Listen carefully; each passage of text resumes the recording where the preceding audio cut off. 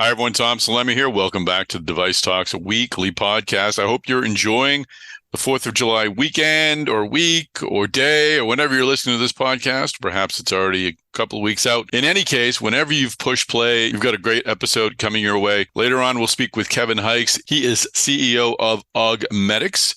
Kevin has had great success as a CEO. We'll get into his track record and experiences in this podcast. You have some great advice for first-time CEOs. And then, of course, we'll talk about Augmedics. Its novel OR imaging system, its record-setting financing raise that it just closed on. Lots to talk about. So Kevin is a great guy. I've had the opportunity to work with him in a few projects, and it's always excellent to catch up with him. Before that, we'll have our remodeled newsmaker section. We'll talk with Associate Editor Sean Hooley, who covers diabetes for Mass Device and our other sites. And Sean, of course, covered the recent American Diabetes Association meeting. So we'll talk about some of the innovation that came out of there, some of the news that came out of there, some of the big company releases that came out of there. We'll have some word from Dexcom, Medtronic, Insulet, and others. Goes on and on. So great job by Sean. Gives an excellent wrap up and brings Chris Newmarker and I up to speed on what went on at ADA. Before I begin this episode, just want to remind you that Device Talks West is happening on October 18th and 19th. Registration is open. I am closing in on the agenda. We should have it finished up next week. We have keynotes from Imperative Care, from Johnson & Johnson, Medtech, from Intuitive. We'll have speakers from Stryker and Boston Scientific and Abbott, and those are just the ones that I've confirmed. So a lot more coming your way.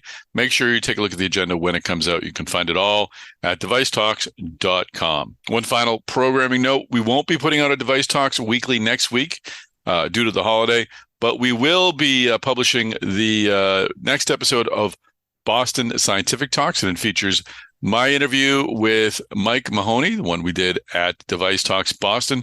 Great conversation about where Boston Scientific is headed, how it has changed since Mike Mahoney took over a decade ago, and some insights on how he decided to take the job. I really enjoyed that conversation. I'm sure you will too. So you'll hear that next week, next Friday. We'll send you Boston Scientific Talks right here on the Device Talks Podcast Network channel. So once again, no Device Talks weekly next week, but an epic Boston Scientific Talks will be coming your way. Oh, before I let you go, I want to remind you that Device Talks Tuesdays will resume not this Tuesday, but the following Tuesday. We'll have presentations on surgical robotics, advancing innovation, improving your sales techniques and systems, brought to you by folks. Well, Sagentia will be kicking it off on July 11th. So make sure you go to devicetalks.com to register for those upcoming episodes. We've had a bunch of great Device Talks Tuesdays already happening, and we're moving into the second half of the year. Many, many more coming your way. We have several in August, September, all the way through the holidays. So make sure you do not miss a critical episode. Finally, before I begin this podcast, I want to apologize for the audio in the newsmakers section. Chris's audio is fine. Sean's audio is fine. My audio is terrible. Somehow my Bluetooth headphones grabbed a hold of the Zoom call and wouldn't let go. So I sound like I've got a bag over my head. Chris and Sean said they didn't really notice a difference. So I don't know what that says about my broadcasting abilities, but hey. So I'm going to be a little muffled for the first 20 minutes or so, but my interview with Kevin Hykes is fine. So again, apologies for the lousy audio, but Sean Hooley is the star of that part of the show anyway. All right, let us get this podcast started. Let's go. All right, you ready for this? Ready.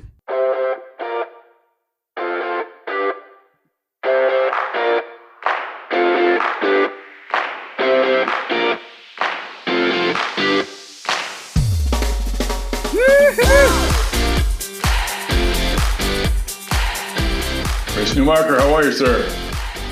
Doing well, Tom. Doing well.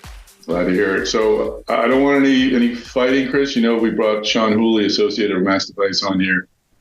He took your newsmaker readings on the Fast Five podcast. Any hard feelings, Chris? You can be honest. Oh, this is good. This is good. It's good to mix it up here. I mean, Sean isn't taking my job. He's just taking He's just doing something. Yes, They're daily, though. They're daily. It's a little bit different. So Chris, being exactly. the seasoned veteran that he is, pivoted, adjusted to our new newsmaker feature, which we unveiled last week. That's right. Which we got some nice comments about. People seem to like it. They like the trend stuff. So Cool. So good job, Chris. So It's like I have my moments every once in a while. I get a good idea, you know. Many moments. So Sean, you were covering the American Diabetes Association meeting live from your living room, right? That's right. Yes. Yeah. Can you give us a sense of the mood of your living room as you're covering the ADA meeting? Was it joyful? Was it melancholy? It's poorly lit, Tom. We have noted that We're looking at Sean's silhouette right now. It's been gloomy weather in Massachusetts, so there's no sunlight coming in. It's tough in here, but I'm making do. It's better than consistent construction noises outside my bedroom / office window. So Sean looks like he's testifying against some mobster. So. Yeah, we don't have to wire any cryptocurrency to the Russians who are holding you. We're not going to have to adjust his voice, but he's got the mystery thing going on, which is very intimidating. So let's talk about ADA. A lot of great news came out of there. You provided a lot of it to Mass Device, but also to the site drugdeliverybusiness.com. Can you just give folks a little rundown on what drugdeliverybusiness.com covers? I think people figured it out from the name, but give us a little more color.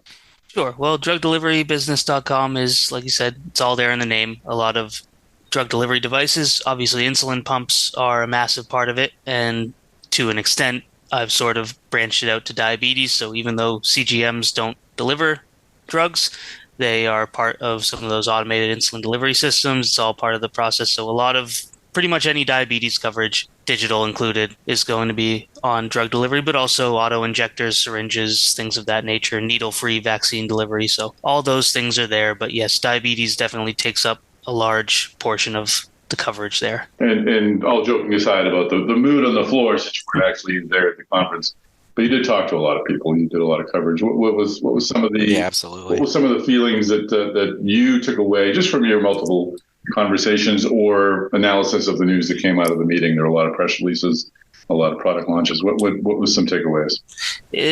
Just the ever-evolving world of diabetes probably, I guess, would be the biggest thing, because so many different companies, the big names we've talked about a lot with Abbott, Dexcom, Medtronic, they've all had recent FDA clearances or approvals of next generation diabetes tech. All those things are now being, backed by clinical evidence and other trials, including insulin from Novo Nordisk, a year-long CGM from Senseonics, digital diabetes tech, digital management, diabetes reversal. It's all there. It's just, it continues to rapidly advance. When I sort of took on the duties of livening up drug delivery a few years ago, it's just the scape is completely different compared to only 2.5 years or so. So I know you talked with folks at Dexcom earlier this week. Who did you talk to at Dexcom, and what were you talking about? Well, I spoke to Terry Lawver, who's the chief commercial officer at Dexcom, and she took over only about 6 months ago. And pretty much her joining Dexcom coincided with the launch of the next generation G7 CGM. So we talked about just getting right into the thick of things there. The general feedback about it, which is overwhelmingly positive. And then we talked about their recent announcement that they are, well, first sort of pivoting to, they've changed their mission statement from changing lives in diabetes to health. So they want to expand beyond diabetes to an extent to help more people and address a larger market. And with that, they are unveiling teasing, I guess, sort of a new sensor that they want to bring to the market by next year that will track continuous glucose monitoring, but for people who aren't on insulin. So that's really their first step. And we discussed sort of why they're taking that, step that way and what they're doing. So it's people who aren't insulin, but they are diabetic, or people who have not tested positive for diabetes at all? That part was really interesting. I mean, this was actually like for women who are pregnant. Oh, okay. Right? So, and that comes, I think that stems from maybe a year, 2 years ago, there was a study about using the CGMs in hospitals and with pregnant women and sort of tracking their glucose levels because of the spikes and things that can happen. Worries about gestational diabetes. Yeah. I think, yeah, that's sort of the path they're taking. I suppose if you're not on insulin, I guess that could mean you don't have to be diabetic. There's not a ton of detail that they're revealing about the product yet because it's still sort of in its infancy in terms of they don't want to say too much with regulatory hoops to jump through and things like that. But I should note just in some of the details that Dexcom did provide, they mentioned that the product for people who don't use insulin, which makes up approximately 70% of Americans with diabetes, so almost 3/4. So it's still targeting the diabetes population, but apparently 70% of Americans with diabetes don't use insulin, but could still benefit from a CGM. Okay. And I recall from your conversation with Kevin Sayer, his daughter-in-law, I believe, used an earlier version, right? When she was pregnant and having some difficulty, and her doctor was so impressed by the data it delivered that I think the comment was, "Well, I wish I had this for everyone, for all pregnant women, so or at least pregnant women who are having some complication." So that's a clinical trial of one at least. Well, people with diabetes use our product always stayed on it during pregnancy anyway. There are actually standards published by the Endocrine Society and American Diabetes Association with respect to use during pregnancy and what a person's time in range should be and the highs they should avoid. So I think the pregnancy opportunity will be good for us as well. And then hopefully we can move to gestational diabetes. There's over 4 million gestational diabetes cases a year in the United States alone. And I have grandbabies that came from a gestational diabetes case. My 8-year-old twin grandchildren, their mom had gestational diabetes back when we only had G4, and I put their mom on a CGM, and it really, really helped with the management of the condition. In fact, her OBGYN, this is many years ago, but I mean, they're 8, so it's at least 9 years ago, said to her, "I don't know why everybody doesn't have this. This is awesome." So I think there's a number of opportunities just on the overall health side that touch diabetes, but as we'll move a little further out with this technology going forward, and it'll be a good year of laying the foundation for the future as well. Well, that's great. And that's exciting. I remember Brian Bunce, our pharma editor, wore an earlier version for a week as part of a trial that Dexcom was offering. And as a result, he started managing his life differently. I remember he was jogging more, right? He lost some weight. Yeah. So there's an enormous opportunity here. I don't want to say that everyone should be wearing one, but I mean, there's some people who are very health conscious and, love to get that extra data. And frankly, both me and you, Tom, we're getting more up toward that age. Well, I'm trying to manage. I go in for my annual checkups and my doctor's like, Chris, you should watch out, be careful of your health because you don't want to, get to the point where you are pre-diabetic or. No, just managing weight and such. It's totally. It's complicated and increasingly difficult. So more data would be interesting just to know what damage I'm doing to myself. I don't see why there isn't a world in which, where I'm wearing an Apple Watch right now, why a CGM that's discreet and lightweight and doesn't, get in the way couldn't become sort of a normal part of a non-diabetic's life. But yeah, it's certainly something to keep an eye on. Absolutely. So Medtronic had some news as well. I spoke with a couple of physicians that work with Medtronic that were presenting some data. We discussed the data that they brought out about their new MiniMed 780G insulin pump, which is only recently FDA approved, and it's, an automated insulin system, artificial pancreas, all that. And yeah, we discussed there was data about how it performed in adolescence, and the meal detection technology is really the big sort of thing there, is that it counts carbs for you. And they found that the manual carb counting, or they were split into two groups where there was a fixed number of carbs and then some calculated a precise number for their meals. So the AI-based software used this fixed number of carbs to manage insulin versus the manual entering of the numbers themselves. And the fixed number, basically what it proved was that the device was able to provide consistent, safe, effective insulin control, even with non-exact numbers from the actual carbs. Fantastic. And it's nice to see Medtronic's diabetes business getting its feet back under it. I know it cleared the warning letter a few months ago, got that approval. acquired the company. EOFlow. That's right. EOFlow, that's going to give it some additional functionality. EOFlow develops the EO patch. So yeah, it's a similar worn patch pump that looks, at least in images, I haven't really seen it in action, but looks similar to an Omnipod. Mm-hmm. And speaking of Insulet and Abbott, anything new about their collaboration? Yeah, so because, Omnipod 5 is such a well-known and widely used insulin pump, the company wants to expand basically the population that, or maybe not expand the population that can use it, but allow users to have a choice, because up until now it only paired with the Dexcom G6 CGM, but now they're looking to pair with Abbott's Freestyle Libre 2, and the company said that they have made progress. Basically, they expect to soon begin enrollment for a clinical study integrating the Omnipod 5 with the Abbott Freestyle Libre 2. They want to recruit up to 200 participants with type 1 diabetes, both adult and pediatric, and potentially demonstrate superior efficacy with Omnipod 5 compared to multiple daily injections. So what they're looking at is eventually users will be able to have a choice between Abbott and Dexcom CGM. There'll be great more options. It's interesting that Insulet stock took a hit after the news of the Medtronic EOFlow plans, but they're definitely advancing and doing more things over at Insulet, and just having that ability that people can use an Omnipod and have a choice between CGMs to use. That definitely sounds like that could be a benefit as well. What do you think, Sean? Things are kind of feeling up for Medtronic diabetes again, aren't they?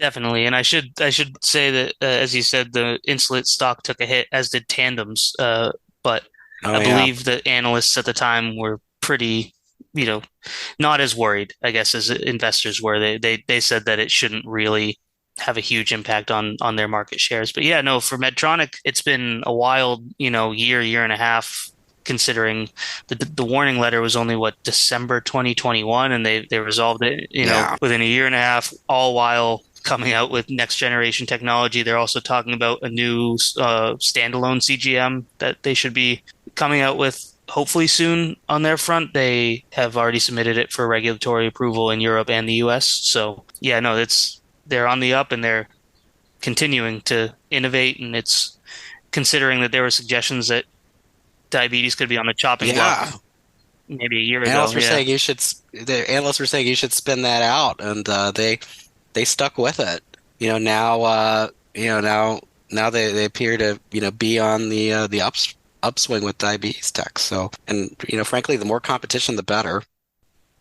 And the funniest thing is, I ran into Medtronic CEO Jeff Martha at an event, at the University of Minnesota early last year, and he asked me what I thought the two most exciting things in medtech were, and I said diabetes and surgical robotics, and he stuck with it. So, I think they stuck with it because I said that, right? Absolutely. No, sure. Yeah. Totally. I think that's why he went to that meeting, to just find you and ask. Because he hoped I'd be there. You could invoice.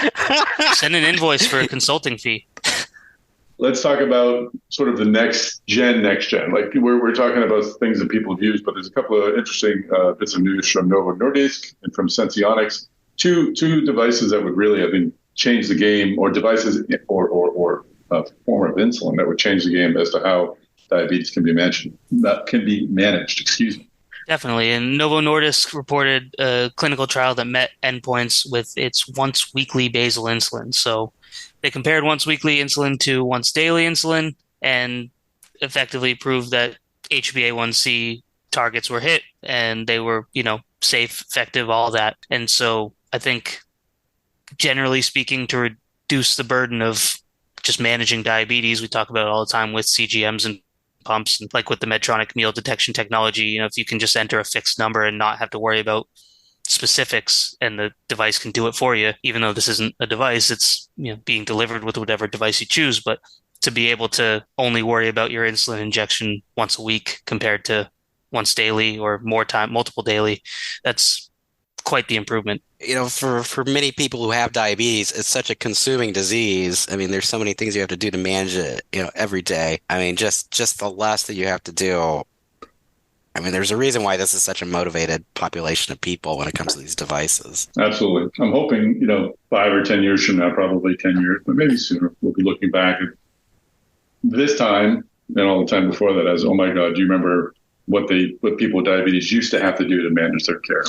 So it seems like we're on the cusp of a lot of great advances. Sean, any other takeaways from ADA? Yeah, well, speaking of reducing the burden, there was another study for Senseonics CGM, which is a 365-day implantable CGM. So you want to talk about, with Dexcom and Abbott, they obviously have extremely popular CGMs that are about 2-week wear time, and then you replace them and they're easy on, easy off. Whereas Senseonics is implantable, and it's right now approved for 180 days. So you have 2 annual removal implant procedures, but a 365-day CGM to only have once per year go in and get that removed and get a new one put in. And the study highlighted the effectiveness. It still keeps people in range for their glucose, and it's for people who want that option. I think it would be quite the game changer. Yeah, that'd be fascinating. That'd be great. And finally, digital, anything on the digital front? Yeah, a couple of different things. We've got Vita and Virta Health, which are hard to tell apart sometimes just because my brain is small. But no, companies that start with V. Yeah. We had Vita Health reporting data on its virtual diabetes program, which is coaching, management, all those things, and in important sort of settings in low-income populations, and how they can help, people who are disproportionately affected by diabetes. Similarly, Virta Health has a diabetes reversal platform, which is also management coaching, but it aims at effectively reducing diabetes symptoms, insulin dependence, things like that. And they also just looked at how it works in terms of in a health equity setting. And so I think that sort of, while we're talking about all the innovation and the next steps in diabetes, to also have companies really looking at how they can help the disproportionately affected communities, I think that's a big step. And obviously, to have sort of these things at your fingertips with a iPhone app or things like that could be really helpful if you can't access medicine or devices, things of that nature as easily. Yeah, just anything that, any way that, to use digital health to kind of like bridge the gap in disparities in care that, we see, across this country and really around the world. For sure. And just going back to sort of game-changing technologies, the company I have been a long time fan of, continue to track. It's a Massachusetts company. Fractal Health announced multiple studies supporting its program for the reversal and treatment of diabetes, where they use hyperthermal ablation to target the duodenum in conjunction with a word I'm not going to try to pronounce. But I mean, to think that there could be a procedure that would help reverse diabetes entirely, and at least I'm guessing for a subset of the diabetes population, make this sort of device intervention unnecessary would be a huge step. Definitely. And they also, they reported on some early data for their gene therapy, which could also, be effective in treating diabetes, which I've done a lot of coverage on Fractal over the last few years with the Revita reversal procedure, the ablation and things of that nature. I hadn't seen much on the gene therapy, so it's interesting to see they're looking at multiple avenues, different ways to approach it. And yeah, definitely all positive stuff so far. Yeah, I didn't know about the gene therapy aspect either. Reading your article about it, Fractal Health said it's finding from the Rejuva program in rodents, so it's still very early stage. Definitely. But heck, that would be fantastic. Yeah, you've always got to be careful because people aren't mice legs. but Very true. Yes, Very like true. seeing a mice like at least there could be hope. I mean, it would be wild if a lot of people don't need all this diabetes management technology in a decade or two, because there's procedures or therapies that can just reverse the condition. That'd be astounding. Fractal aims for first-in-human studies in 2024 with that gene therapy. So hopefully a year from now, I'll be able to come back on this podcast and share with you some positive data for actual humans. But yeah, it's a good start. Well, let's make this deal. 10 years from now, I'm going to bury a bottle of scotch. 10 years from now, we'll dig it up. We'll see where we are in the diabetes space. We'll all have drinks. Everyone on the podcast is invited. Love it. and see where we are in 10 No years. matter the outcome, we're drinking the scotch, huh? We're drinking it either way. It might not even make the 10 years. I'll probably dig it up long before then. But you'll just bring it to Device Talks Boston. What are you looking at? Tom, you're on stage. It's the opening keynote. All right. Well, cool stuff. ADA is a great meeting. Lots of great news coming out of it. And lots of that great news are on our great pages of Mass Device and drugdeliverybusiness.com. Yeah, and all this, gosh, Sean, all this great coverage you've had. You'll be soon posting a roundup on both drug delivery and Mass Device off of all this coverage that came out of ADA this year, right? That's right. Everything we talked about will be distilled into one easily readable form with links to everything, so you'll be able to navigate it easily. Fantastic. Great stuff. All right, Sean. Well, thanks for slumming on the Device Talks Weekly podcast. Thank you. Taking time away from your Hot Fast 5 podcast. I apologize for bringing down the mood with my poorly lit living room, but thank you. Thank you for allowing me. Is not good for a podcast. Nobody has any idea what we're talking about. But thank you for letting me join and talk about diabetes. Light a candle or something, Sean. Something. Just give you a little. That would actually be nice, wouldn't it? Holiday lights, a little candle, soothing candle. We had the holiday lights, but it's that's right. June. It's June, June, the holiday lights up. Yeah, no, you need. Those can be year round. That's good. We got holidays all over the place. There's holidays everywhere. It's 4th of July lights. Yeah, red, white, and blue lights up. Why not? All right, Sean. Great job. Thanks for joining us My pleasure. on the podcast. It's good times. See you guys. Well, Kevin Hykes, welcome to the podcast. Thank you, Tom. Nice to be here. Nice to have you back. You've been a guest on a previous podcast that I've had, and we've also worked on a conference together for a couple of years, which was a lot of fun. It's nice to have a person on the other side of the podcast who understands the what it takes to put on a quality event. You're right in the thick of it. Indeed. No easy task. You do a nice job with that. Oh, I appreciate that very much. But we're not here to talk about conferences. We want to talk a bit about, well, your career, how you started in Medtech, and of course, we want to catch up with the great news that Augmedics has delivered this week. You folks raised a sizable amount of capital, and we'll get into the details in a moment and learn about the company. Before we do all of that, Kevin, how did you find your way into the medical device industry? You weren't in Medtech right from the start, were you? No, I actually began life as a consultant, actually a coder with what is now Accenture. Spent 3 years writing code and machine language and assembly language, and was kind of a tech nerd, and went back to business school. And when I graduated from business school with a marketing and finance degree, the tech industry was in a bit of the slump. And so I sort of fell into healthcare by accident. Being from Minneapolis, I had a ton of connections here in Minneapolis in the industry, and it was kind of the closest thing to tech at the time and intriguing to me. So I joined Medtronic as I think it was the first class of MBA hires in the company's history. So they were creating a rotational program. Oh, yeah. Really interesting to me. So it was a great way to start my career and get exposure to a number of different businesses within Medtronic. I think you're the second person who was, I think, part of that effort that I've talked to. So what was that like coming into a company like Medtronic with an MBA when, again, as you indicated, there weren't a lot of those folks there previously? It was the company, I think at that point was 30 or 40 years old. So the culture was, it was a remarkable culture, remarkable company. There was some degree of perhaps suspicion about all these kind of new MBAs. They had hired us from just 2 or 3 schools. And so there was some of the old guard were a little nervous about us walking in. And I think they hired people that were able to tone down whatever level of MBA swagger there was. So I think almost all Minnesotans as well. So I think relatively low-key crew who were eager to get involved and help. And I think ultimately it worked just fine. But it required a little bit of sensitivity going in. But a great experience for me and a chance. I was there 17 years. In 4 or 5 different business units, including 4 years in Europe. So a great sort of exposure to world-class medical device, obviously development and manufacturing and commercialization.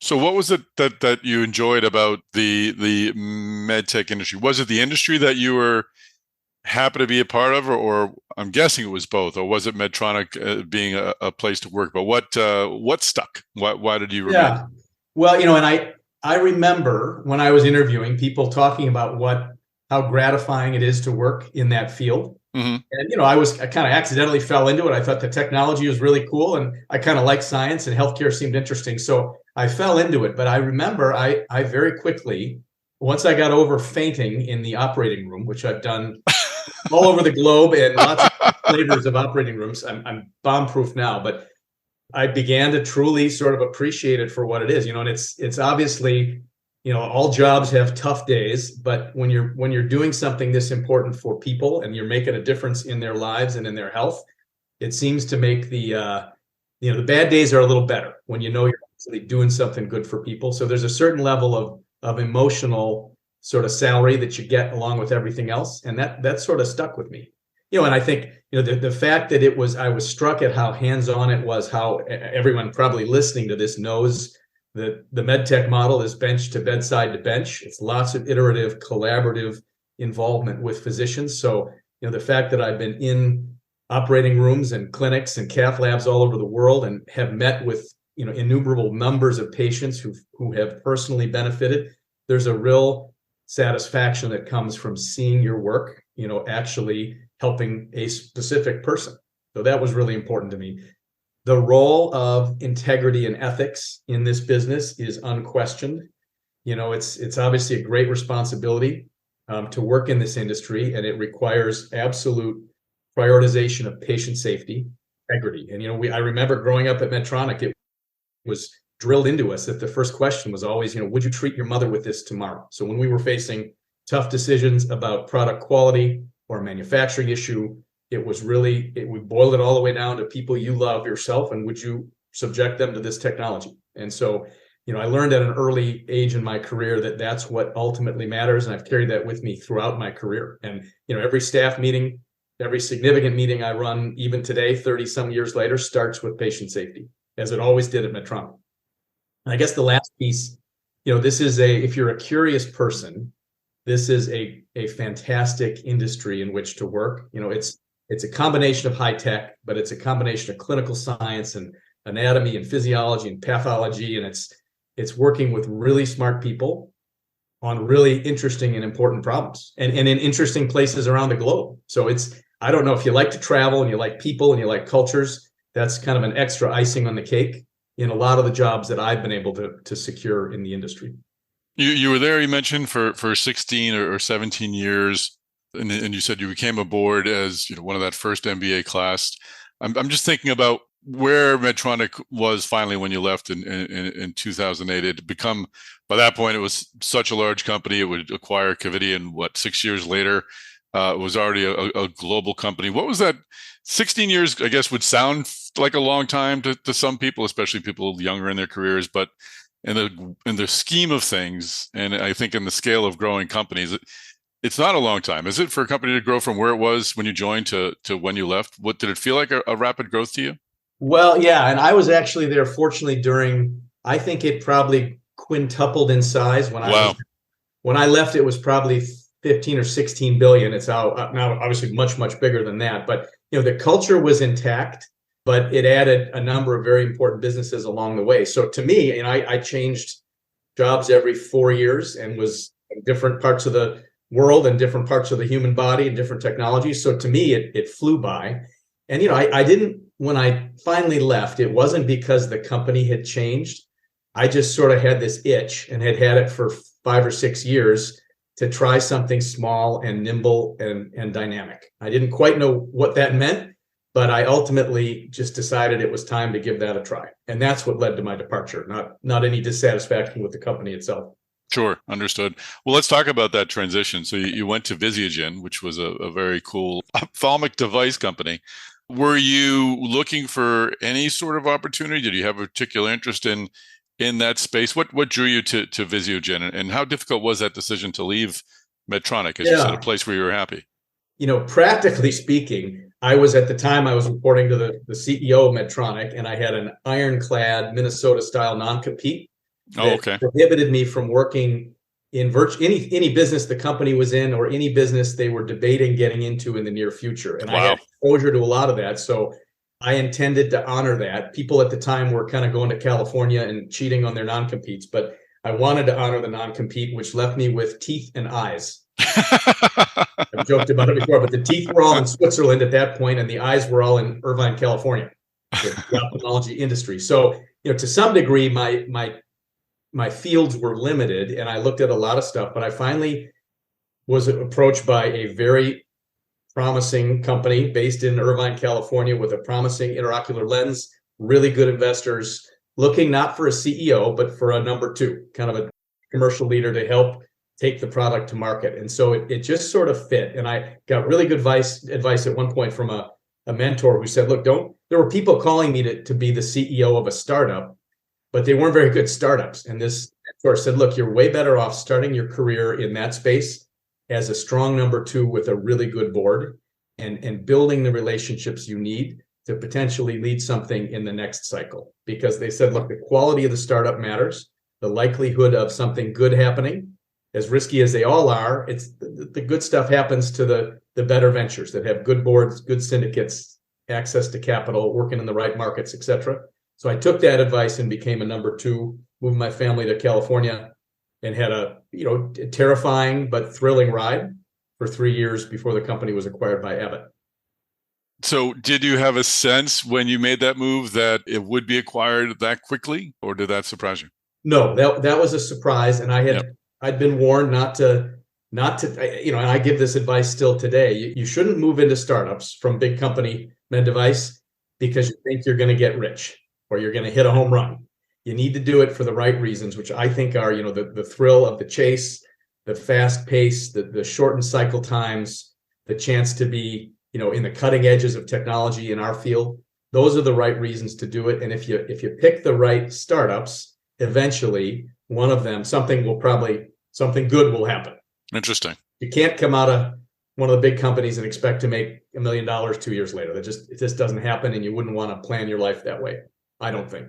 Interesting. I think that's great advice. I think though people do join the startups thinking that I'll do this for 5 or 6 years, I'll kill myself, and then I'll be on Easy Street. But you're right, that doesn't always happen. No.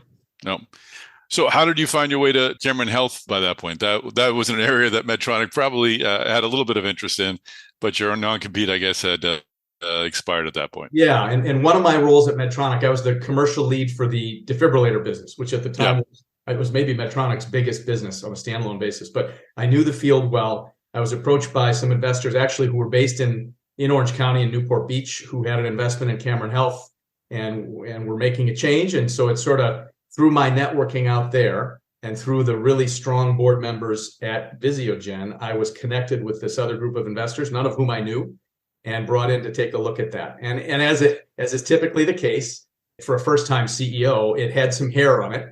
And is also typically the case, they didn't exactly explain all the hair that was on it. You always get a few surprises when you actually get in the door. But it was a technology and a clinical space that I was familiar with. It was a bit of a turnaround, struggling pivotal trial enrollment, struggling kind of first chapter commercial effort in Europe, some team rebuilding. So typical challenges for a company at that stage. It was probably 12 years old when I joined. So was able to come in, raised $107 million, I think, in the first year, which was a high water mark at that time, and was able to strengthen the team, finish the clinical trial, and relaunch our commercialization in Europe, which ultimately led to Boston Scientific acquiring the company upon FDA approval.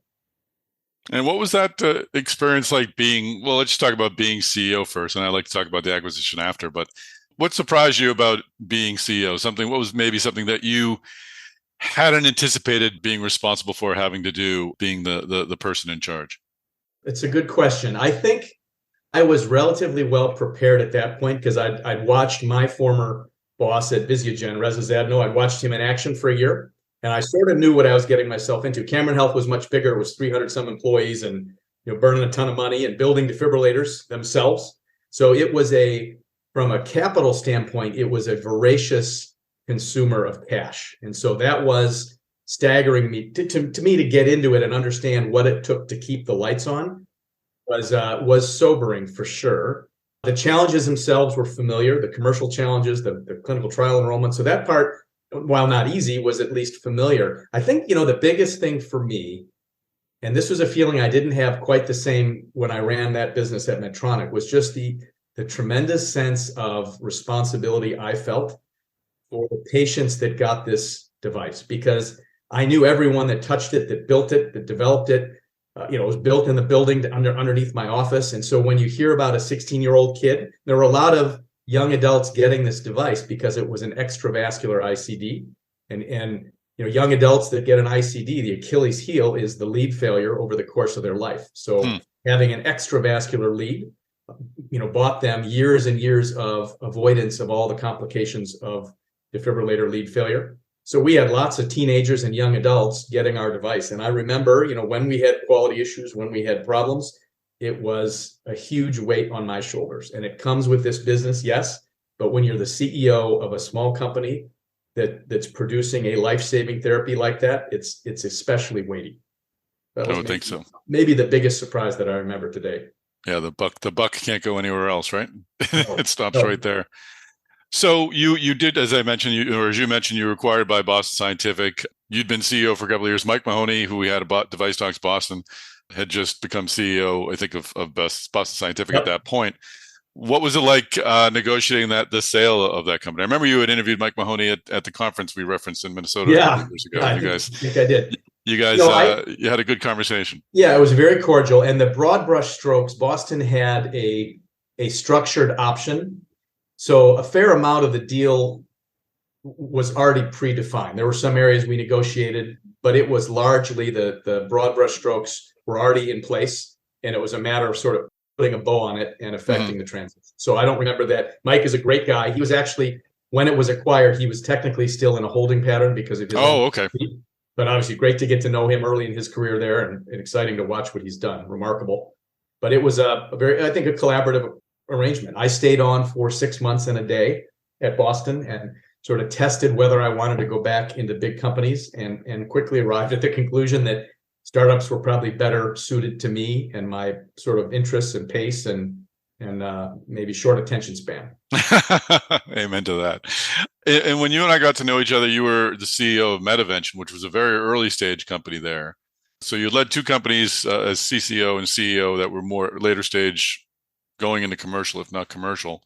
What's the difference between being an early stage CEO of an early stage company and CEO of a later stage company? And I'm guessing you see yourself preferring the latter, that you're more of a commercial sales guy.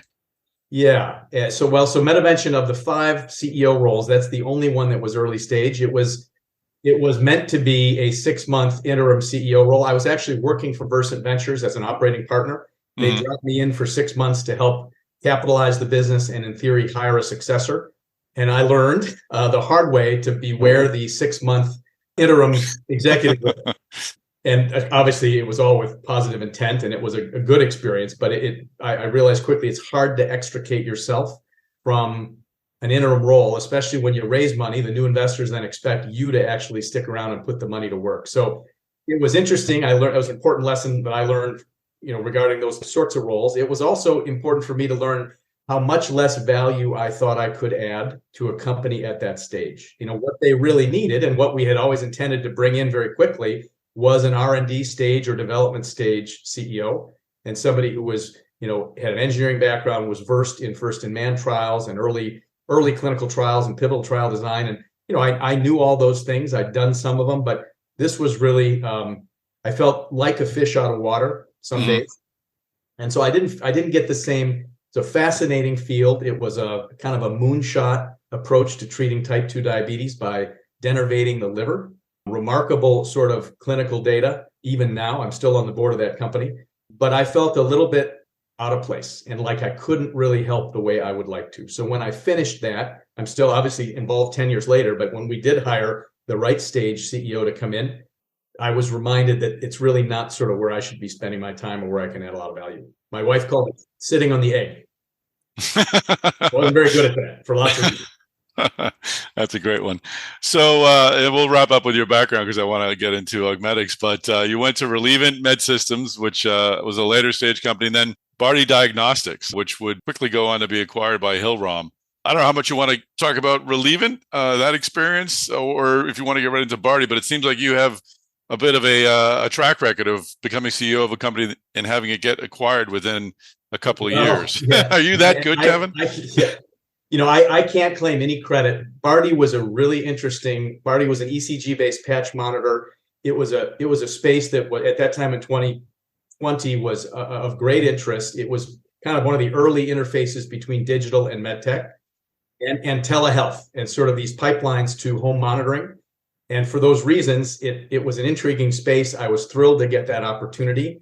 And within the first couple of technically days that I was at the company, we had the first unsolicited offer to be acquired. So obviously I had nothing to do with that. It was a great company with great technology. I helped them through the process and sold the company, but it was a little bit of being in the right place at the right time. And so I can't claim to have any sort of prescience there, but it did sort of introduce me to, now with Augmedics, I'm even deeper into this digital health space. And arguably the product we have today is more, it's heavily technical, it's software, it's imaging, it's hardware, it's optics. So it's even further maybe from traditional med device, but again, really interesting. Second one in a row that's a little bit more digital than it is implantable. Yeah. So I found very interesting.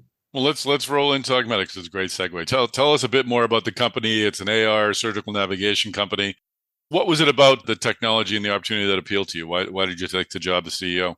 Yeah, so I was contacted as we were wrapping up the Barty process by the new investors at Augmedics who'd come in, first institutional U.S. investors in the company. The company was founded in Israel based on some technology that in part came out of the Israeli military, and that's become a pretty typical refrain now, interestingly enough.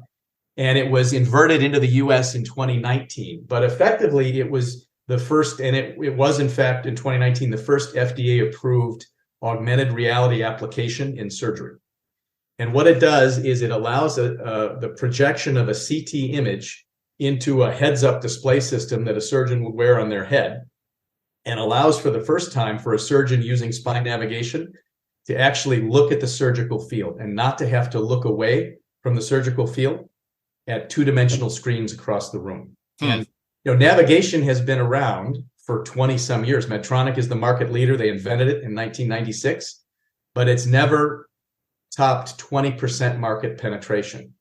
And it's not because it doesn't work. It has been absolutely proven to improve clinical accuracy in the placement of pedicle screws. That's kind of the high stress moment in a spine surgery is the placement of a pedicle screw. And they've proven that they can improve accuracy by 6 or 7 points, which makes a big difference when you're putting in hardware next to the spinal column. It's also been proven to reduce radiation, which is a huge issue for surgical staffs, especially in orthopedics.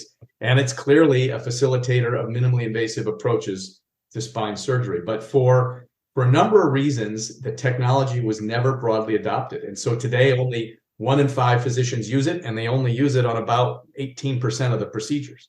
And it's because it was inelegant, right? It required a physician to divert their attention throughout the procedure away from the surgical field, which creates fatigue and stress.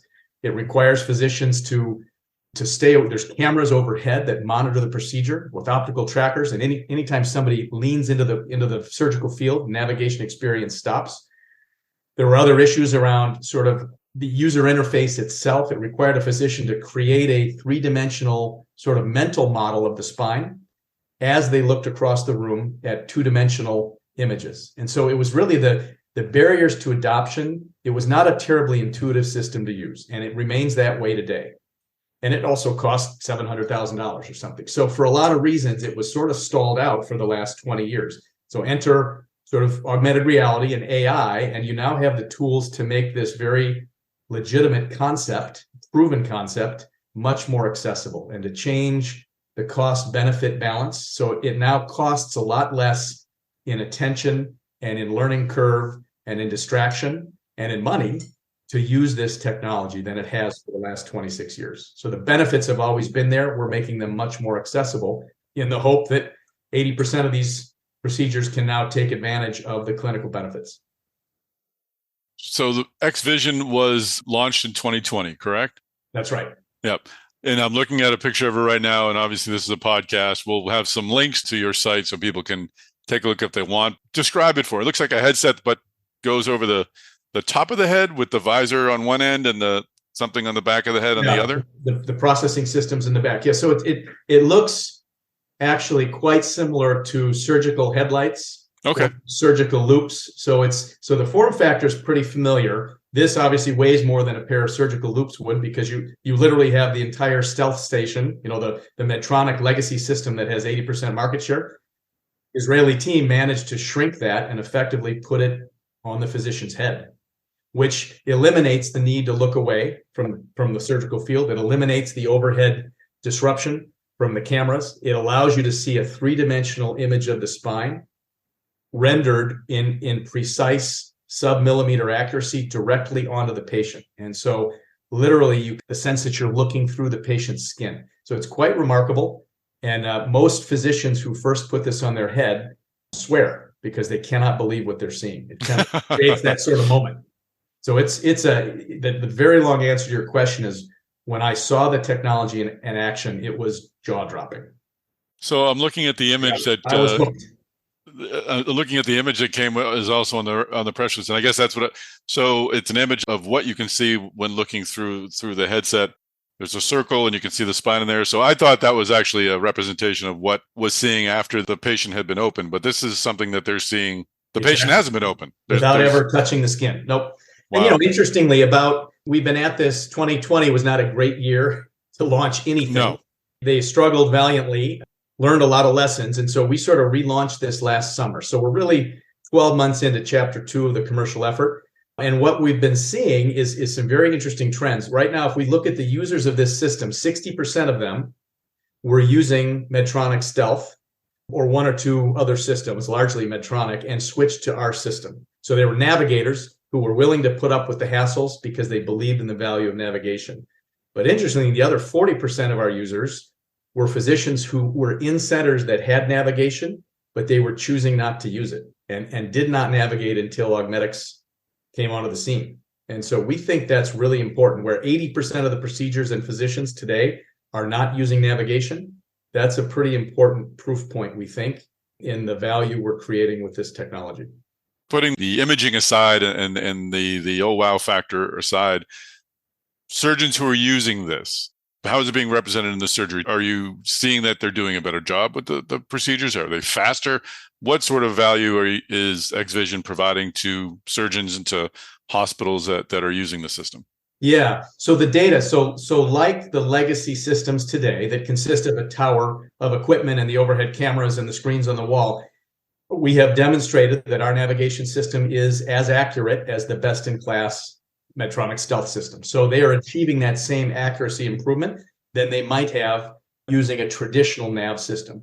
What they're doing is significantly reducing uncertainty, and they tell us stress. So the ability, as you can imagine, to have to look away from the surgical field every 10 seconds for 15 or 20 minutes as you're working with the scalpel on the patient's spine, that's a pretty stressful experience. So they tell us it allows them, some of them say it allows them to work more quickly. Others tell them it allows them to see the spine much more, because 60% of our procedures are done with the patient open.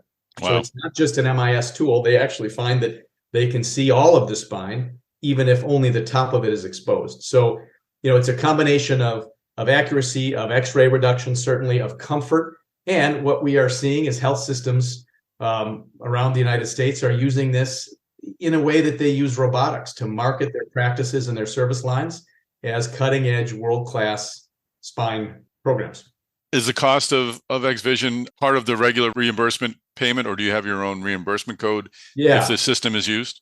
Yeah. So there's a capital component. So the typical system costs it's customized based on the number of physicians and number of operating rooms. The headsets are physician specific and tuned to their interpupillary distance. But the typical capital cost is about $240,000. So that's roughly a third of what you'd pay for a legacy navigation system. It's probably a fourth or a fifth of what you'd pay for a robot. So on the capital side, it's a very different value proposition than other enabling technology that we compete against.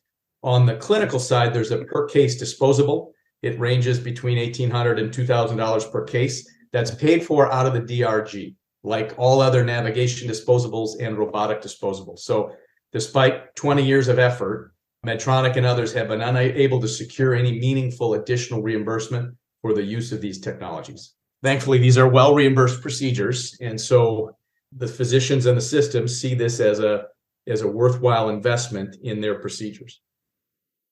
So this is seen as sort of the last bit of the bridge to kind of get surgeons over to the other side where they're using this sort of imaging more regularly, because they had the systems before, the ability before, but again, looking away from the patient just created discomfort and uncertainty. But this is eliminating those barriers. Yeah. And I should have mentioned that, this is an interesting market because spine is arguably the third or fourth largest medical device market in the world. It's the largest of all the musculoskeletal subspecialties.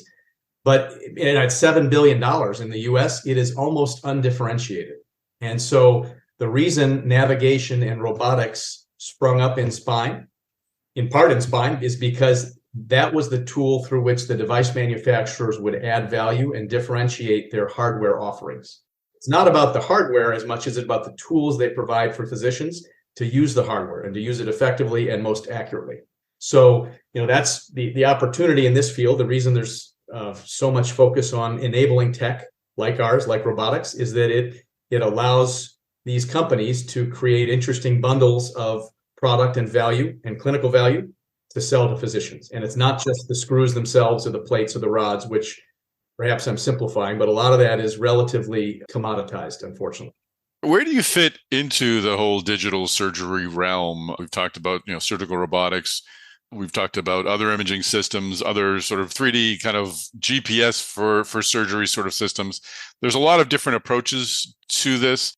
Do you see yourself as being used in conjunction with something else? Do you see this as competing with other sort of surgical imaging? Yeah. Where does Augmedics fit into the bigger picture? Yeah, so I would say the short answer is no. This is one of a number of enabling technologies, most of which are meant to be used on a standalone basis. Okay. There are physicians using our headset with the robot, and they tell us, I had one on the phone earlier today, who told me that he likes to wear our system because he can see what the robot's doing, and he wants to see what the robot's doing. Interesting. At the end of its effectors. And so, but I don't think that's necessarily a short-term focus of ours. What we have seen is that this system is being used in almost the exact same proportion of cases that traditional hardware is. So that if you cut it by the number of levels being fused, if you cut it by thoracic versus lumbar versus cervical versus sacrum, if you cut it by early career surgeon, mid-career, late career surgeon, if you cut it by academic or community hospital, it is almost mirroring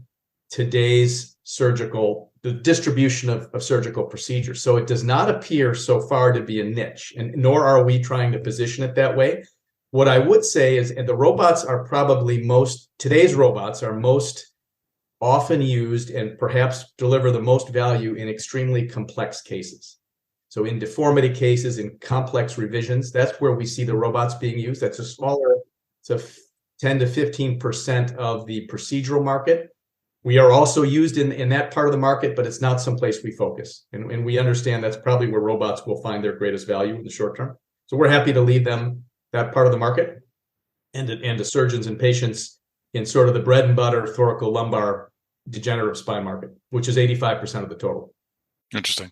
So how do you work with, or will you be working with other companies? And maybe I'm re-asking the question, but you mentioned Medtronic's stealth technology a few times. Is that the only system that this is compatible with? Do you see yourself using this interface with other imaging systems? You're able to project their imaging onto your headset. What does the future look like? So glad you asked that. So there is no compatibility with other systems. This is not meant to interface with any other navigation systems. Okay. So this competes directly with, and technically would be an alternative to, a legacy navigation system. And in effect, the entire system is worn on the physician's head. So there's nothing else. There's a screen in the room for the sales rep and the anesthesiologist to see what the physician sees, but it's largely a self-contained navigation system. So someone's buying this instead of a larger navigation system. This is the navigation system. It's not just an interface is self-contained. It delivers all the same functionality and accuracy that a best-in-class legacy system would. Understood. Okay. So is there any opportunity? We're seeing a number of GE Healthcare recently entered in a partnership with DePuy Synthes over imaging and surgery, spine surgery. Are there partnership opportunities for Augmedics? What does your future look like? And we'll talk about your financing in a moment, but how do you see this company growing?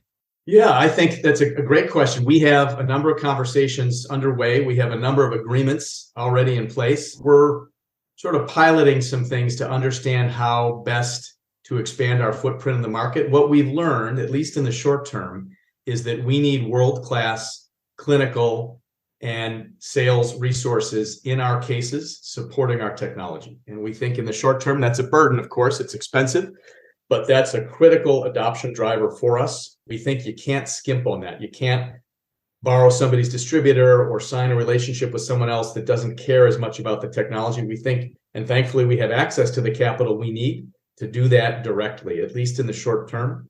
What we're seeing is that when our system is used, physicians are giving us 67% of all of their eligible procedures. Wow. So we think a remarkable level of adoption for a relatively new technology like this one. And it's happening because of the quality of the people we have supporting those procedures day in and day out, and the comfort that they create for the surgeons to use this technology, beyond maybe one or two beachhead procedures, and to expand throughout their clinical repertoire and use it in the widest possible range of cases. And we've got a significant number of physicians giving us almost 100% of their business. So again, we think that clinical support is crucial to making this an indispensable part of how a physician does spine surgery. Our goal is to have them reach for our system the way they reach for their reading glasses and to effectively become hooked.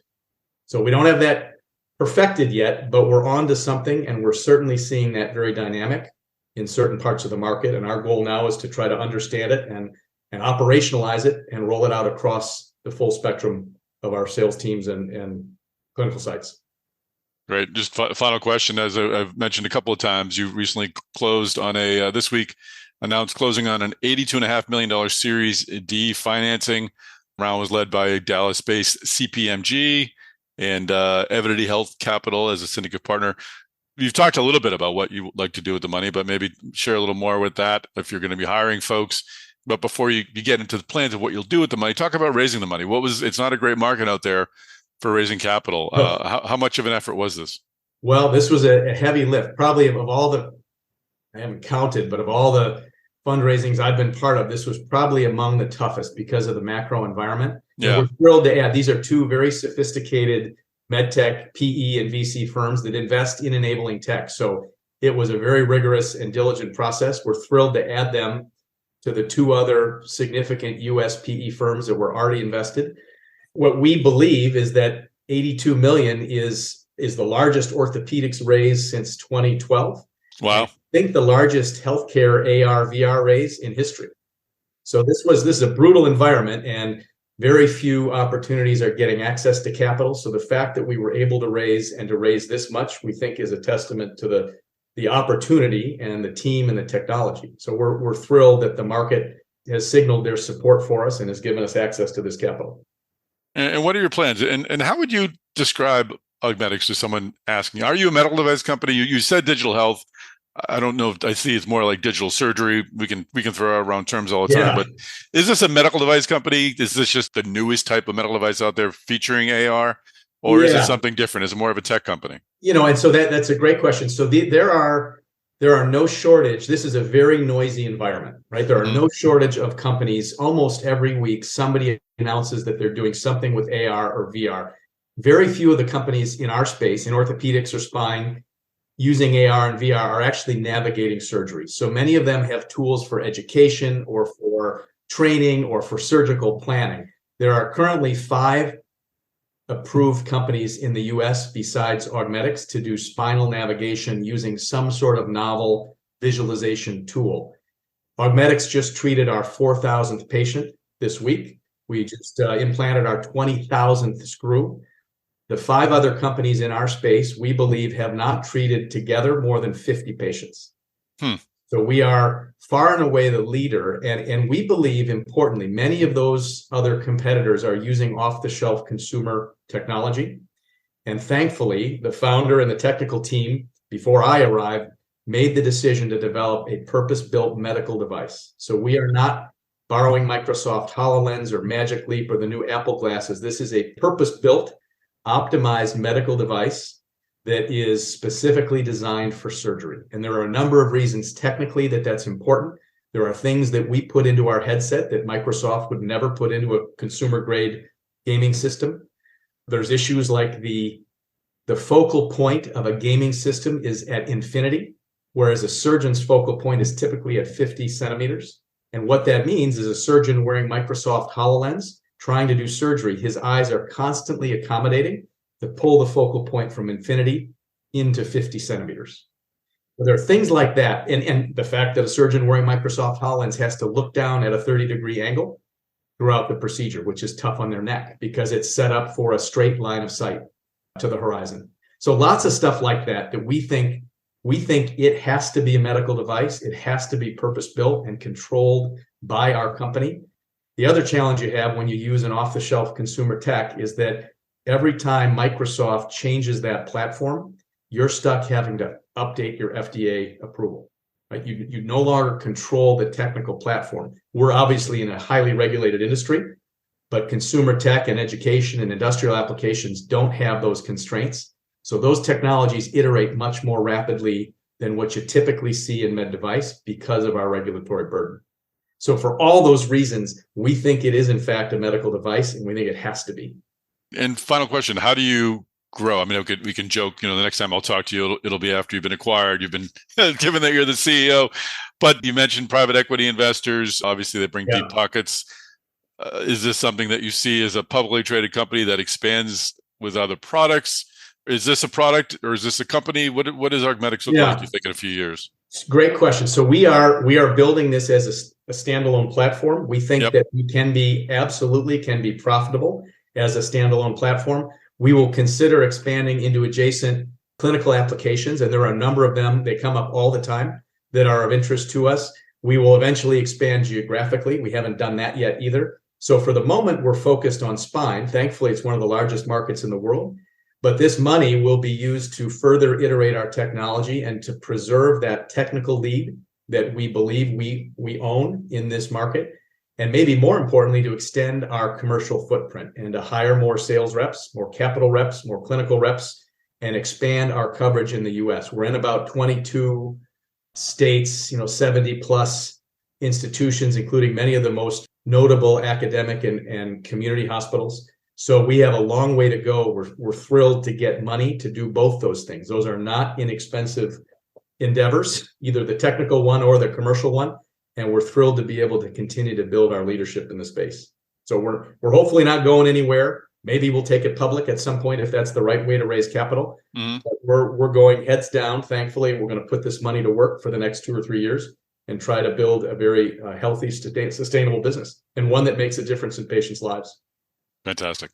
Great way to end. Great story to tell. Kevin Hykes, thanks for joining us on the podcast. You're welcome. Pleasure to be here. Thank you. All right, Chris Newmarker. Sean Hooley had to vamoose, but how can folks find you on social media? Here, I'll do us all. You can find me, Chris Newmarker, just like a new marker. You can find Tom Salemi, and you can find Sean Hooley, WHOOLEY, on LinkedIn. That's the best place to find us. We are big LinkedIn users. And we want folks to do what with our podcast, our Device Talks podcast network, Chris? You've got to like, follow, subscribe. There you go. Like, follow, and or subscribe. Boom, boom. You will get the Device Talks weekly podcast, Intuitive Talks, Stryker Talks, Boston Scientific Talks, and Abbott Talks. If you subscribe to the Device Talks podcast network. And please do share this episode of the Device Talks weekly podcast. Let us know how you like the new thematic newsmakers. But once again, for folks who missed last week, we're not doing our 1 through 5 countdowns anymore. We're going to focus on the broader news. We're going to bring you trends and observations and big pictures. We like big pictures, like really big pictures. And I'm sure some weeks there might just be like a few really big stories that week that we just want to run through them. But I think I think we're going to mix this up a bit, especially since we've got like our senior editor Danielle Kirsch and Sean are just really rocking it every day on our new Fast Five podcast, giving people the top headlines. So if people want to get the Fast Five podcast, they will not get it if they like, follow, and or subscribe to the Device Talks podcast network. They have to like, follow, and or subscribe to the Fast Five podcast. Yep. Go subscribe to the Fast Five. So available on every podcast application that you can find out there. Both of them are. So make sure you find them and enjoy them. And other than that, we will be meeting for, no Device Talks Tuesdays next week because it's 4th of July. And no Device Talks weekly next week because it's the 4th of July. We'll have a great Boston Scientific Talks coming out. We'll have the keynote interview that I did with Mike Mahoney at Device Talks in Boston. That'll be the Boston Scientific Talks podcast next week. So people can enjoy that. It was a very good conversation. And we'll be back the following week. The agenda for Device Talks West will be going up the week after next. And registration is open. Keynotes include Fred Khosravi of Imperative Care, Dave Rosa of Intuitive. Got other keynotes as well. Other panel discussions. We'll have contributions from Boston Scientific. They'll be talking about neuromodulation. We'll have a great panel by Imperative Care talking about their robotics program and also their digital health program and just how they're treating stroke as a whole. So, ton of stuff. There'll be too much for you to see every panel that you want to see. So you got to be there or be square. Be there or be square, and just know that you're going to find lots of great value there. So go to devicetalks.com to register for that. The early bird registration is in effect. $395. That's $300 off the total price, the full price. So register now. But all right, Chris and Martin. That's great. Enjoy the summer. Yeah, happy 4th to you, sir, and your family. Happy birthday, America. Happy birthday, America. Take care, everybody. Happy birthday, America. Take care, everybody. Bye.